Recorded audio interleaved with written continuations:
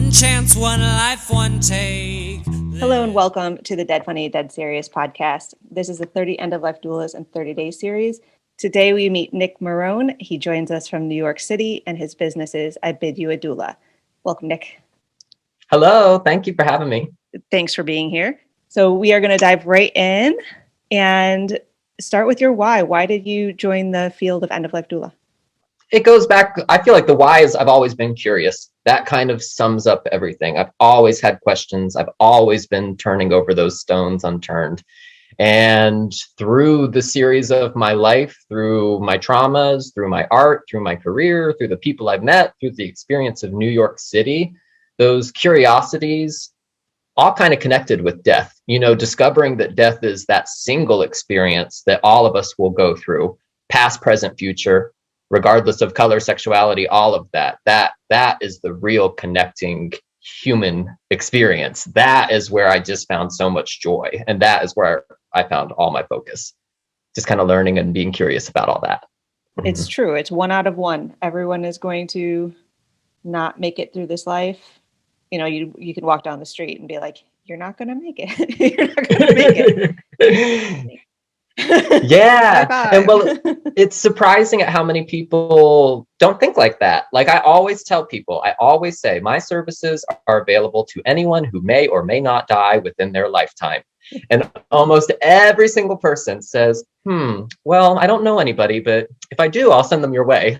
It's always like we're missing the picture here, you know. But those are who I'm trying to get to, those people that aren't quite seeing the fact of it, that one-to-one, like you said.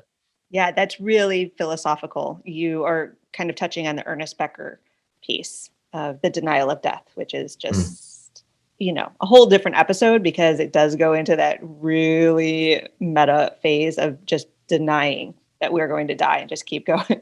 Just keep going. You can't even intake that lovely joke kind of comment that you have, and people are just like, nope, not me.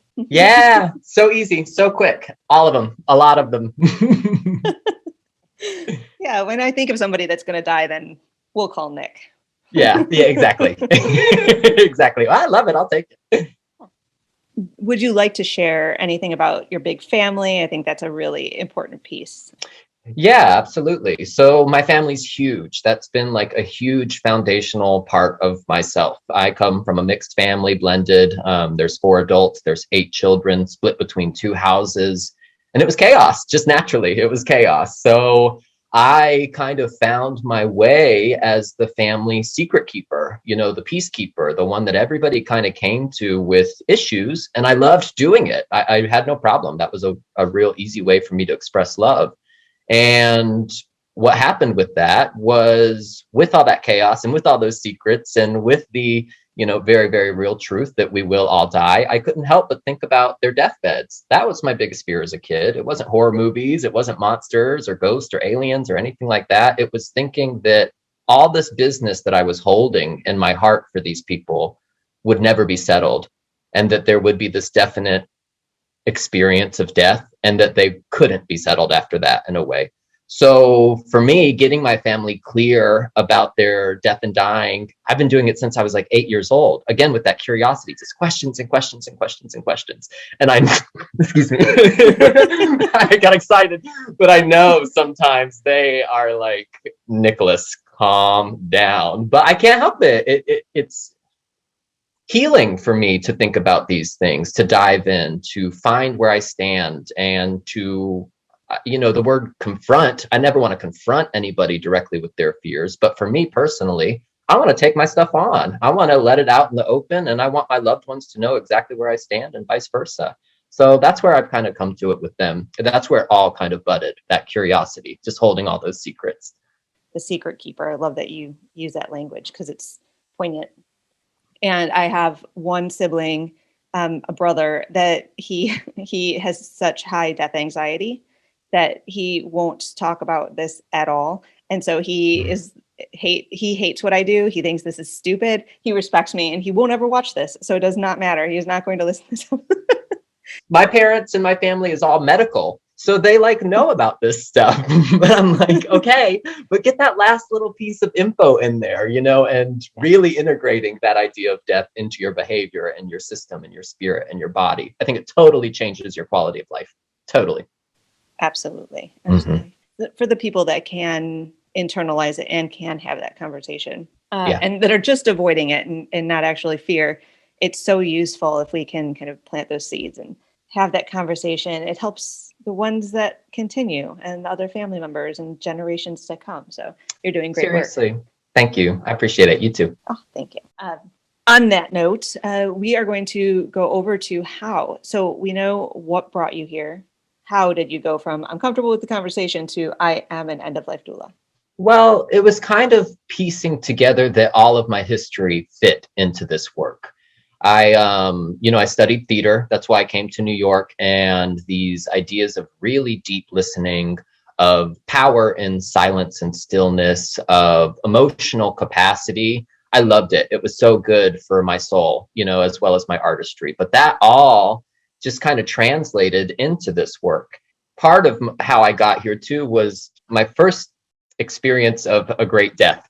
My grandfather died over a decade of Parkinson's, and that was a whole thing to experience and watch. But my grandmother, who I really, really was close to and loved, she was hit by a car in fall of 2019. I mean, it was like here, happy, healthy, and then gone.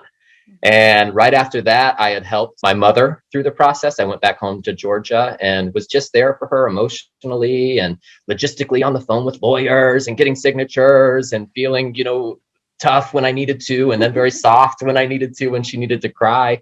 And I had no idea I was doulaing. I had no idea I was doing the work, and it just felt so good. And it wasn't until after COVID that I met a random stranger, and she showed me a video of a Lua Arthur, the Refinery 29 video about a death doula. And it was just like, yeah, okay, yes, there's me. Yep. And after the video was done, I looked at her and I said, I've been called to do that work for a very, very long time. And it wasn't until after like a month and a half of keeping the secret to myself and researching and signing up for the classes and reading some books that I was like, wait a minute, I have never been called to this work. I have never been called to work with dying people. But something in me was so aligned and so natural that it just came together. And I think that can be said for a lot of people, like that trust that jumping into this work, things will come together. It's very much about life. So it very much needs all of your experience and your history to go into it. That Alua Arthur video has opened up the eyes of multiple people now that I know. Yeah. And I think it's because she's really into life. She's really into the joys, the grief, the sparkles and rainbows, she'll say, but also the death. It's all of it. This experience is huge living. So we've got to embrace it all because it goes quick. I'm learning that it goes so quick. Absolutely. And we are complicated. Yes. And everyone wants to label it and put it in this one spot. Oh, you're this, you're sad, you're happy, you're grieving, you're not grieving. Nah, I'm both. I'm all of it. I'm complicated and interesting. And exactly. And you can be like all the time. Yeah. I mean, that's all therapy is Boom. helping people recognize that they are more than one thing. If they're sad, that's okay. And then they can be happy too. Yes. And it's complicated and confusing and amazing at the same time. So. Yeah, that's part of it too. Like when people ask what I do and they say it's morbid, it's like it's just such a small fraction of what the work may feel like. There's so much joy and laughter in talking about life and reflecting and figuring out how you want to be remembered. All of it. Beauty. I do a death cafe here in Seattle, and I have for 3 years, and also grief group facilitation. And we laugh in all of those. Exactly. Yeah. And we're also very sad, and there are hard moments in both of them, and people are vulnerable. But the laughter stands out as these moments of brightness and joy and making it okay and safe because there's the moments. Yeah. That idea of breaking through a breakdown is something that stuck with me. And I feel like that's it. Laughter through those tears, coming out. Yes. Breaking through a breakdown. A breakthrough and a breakdown?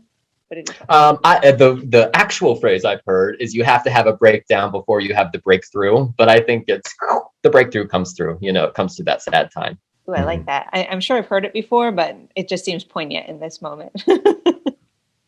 Good for us. Exciting. So you said you took some classes and you read some books. Are you up for saying what classes you took?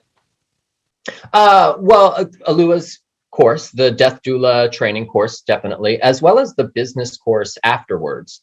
And to be honest, that was like my first dive into this at all. I feel like I really jumped off a cliff into an ocean, and now I'm sitting here swimming like, oh my gosh, where do I get to go? But those classes were so good. One, about exposing you to the possibilities of this work and how vast this work can be. And then as we got into the business courses, we got to really understand that this work gets to be our joy as death doulas, or any end of life care companion. You know, in order to make this our business, we have to take care of ourselves. And all of this stuff gets to come from a place that brings us inner peace as well. I don't think there's any part of, you know, death care that I'm going to have to touch that I don't want to touch. Do you know what I mean? It really gets to be your own exploration because it is just so vast. And to be honest, I'm really interested in the young, healthy people, you know, people my age running around not thinking about it. And statistically, just for fun, is the ones that have the most death anxiety. Yeah, absolutely. Also, there's a great book I want to throw in, Die Wise by Stephen Jenkinson. That was like, you know, I was going to say the Bible, but you know, whatever. It was just a huge learning experience in that, reading that as a healthy young person. Thank you for sharing those resources that you found helpful. I would like to touch on challenges. And also, if you don't mind, kind of talking about being male in this field. Yeah, well, yes, there's tons of challenges. I feel like about clients and experience and stuff that I'm not too worried about. You know, I really love the conversation, and I can get experience with that anywhere. And I believe the clients will come as they need to. I'm really not worried. So I guess specifically where I find this challenge is, you know, really having an effective conversation. You know, getting somebody hooked into the convo and then navigating their boundaries or anxieties and fears, figuring out where to maybe plant a seed about death and dying, and then shutting up. Like there's a huge lesson in just shutting up and leaving it alone for me. And particularly, I guess, with men, you know, I find women are more open to the conversation. I think it's just a little bit more ethereal. Is that what I'm thinking of? I don't know. Yeah. It's just kind of all over, as a woman's process kind of is. Whereas I experience as a man, I feel like it's a little bit more on or off. You know, I either really can nail in a conversation and a man will really, really want to talk, or it's kind of, you know, whatever, and goes right over the head. And then especially as a man coming to this work, you know, I am a gay man. And I think that experience has kind of opened my perception a little bit more than some of my straight counterparts. You know, everybody's an individual, whatever here.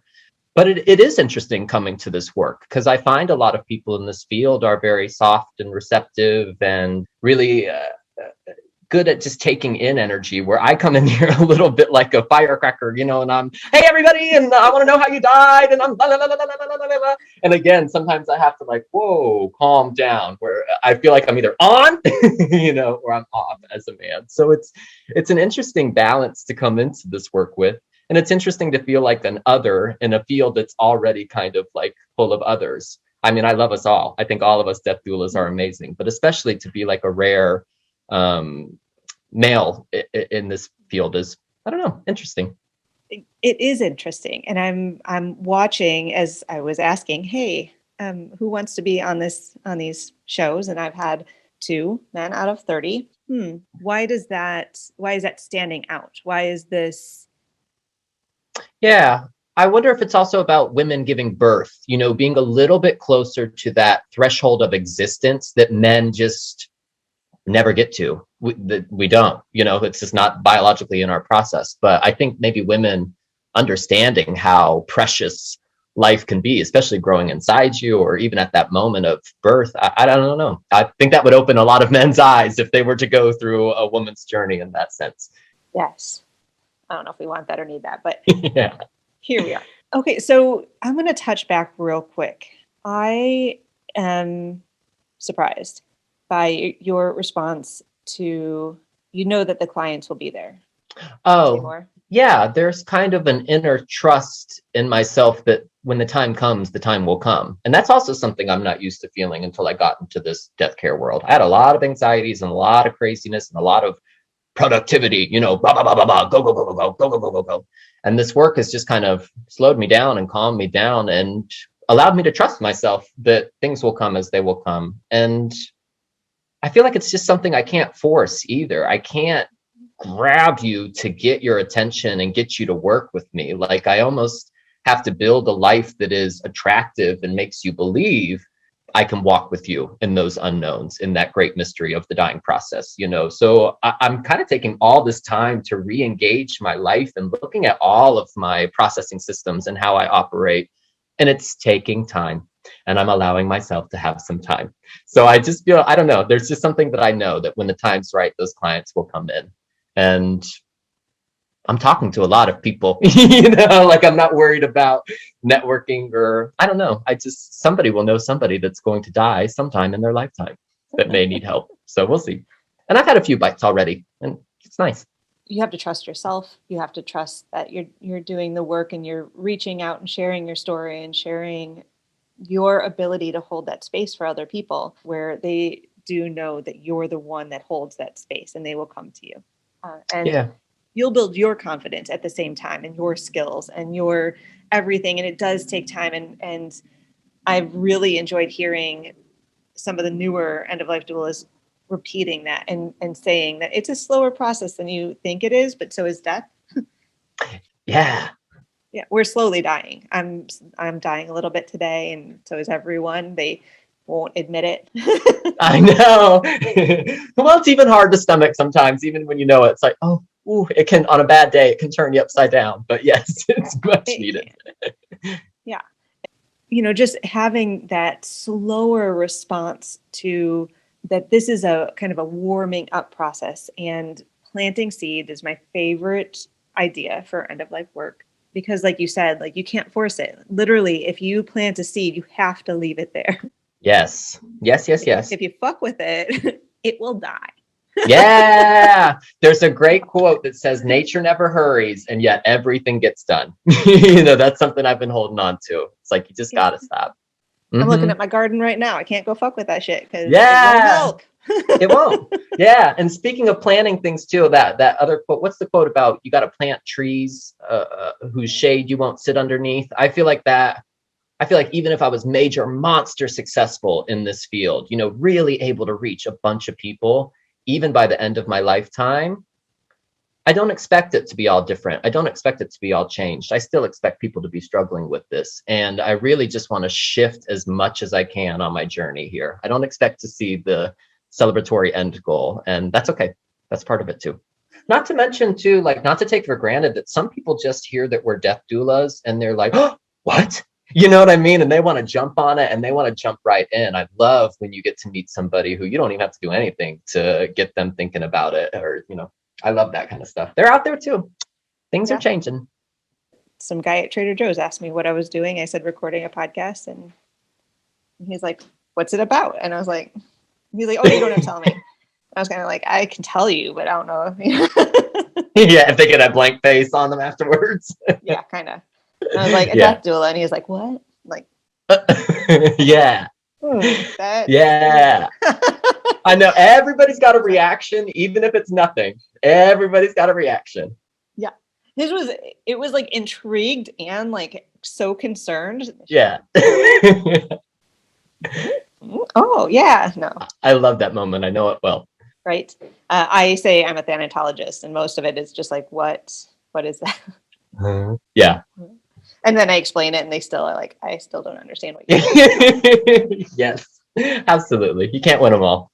So my final and favorite question is, what are your hopes for the field of end-of-life doulas and your business? For the field, it might have been said, but I'd love if the field disappeared. That would be like an end goal. If I was an old man and being a death doula was like unheard of because everybody took care of their families or felt confident, that would be like a dream come true. And as far as like my personal goals,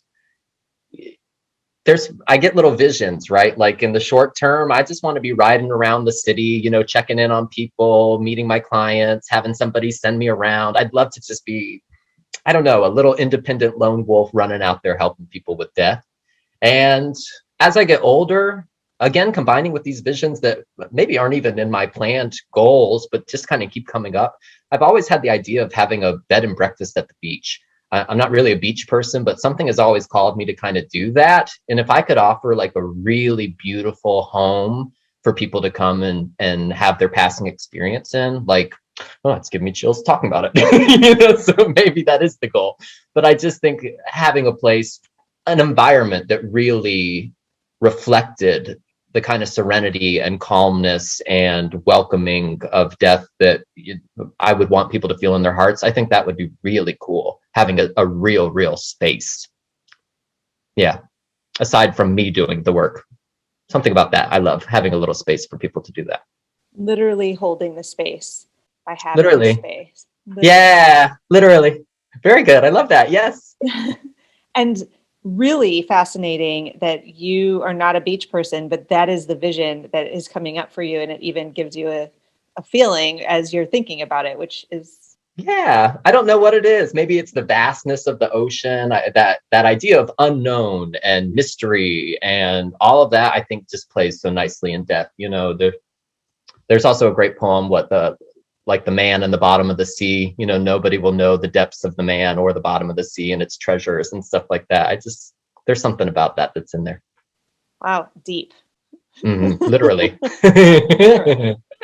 Deep, like the ocean. Thank you so much for sharing all of your journey from how you did this, why you did this, and the challenges and the hopes. They're amazing and beautiful. So. Oh, thank you. I had a great time. This is wonderful. I'm really appreciative for you doing this work. We need our gatherers and our collectors and our tellers of stories. And I feel like you're doing that beautifully. Thank you so much. Oh my gosh. I'm just going to live on that. Again, it's Nic Marrone. And can you tell people where to find you? Yeah, sure. On social media, you can find me at I Bid You A Doula. And my website as well is ibidyouadoula.com. And Instagram as well?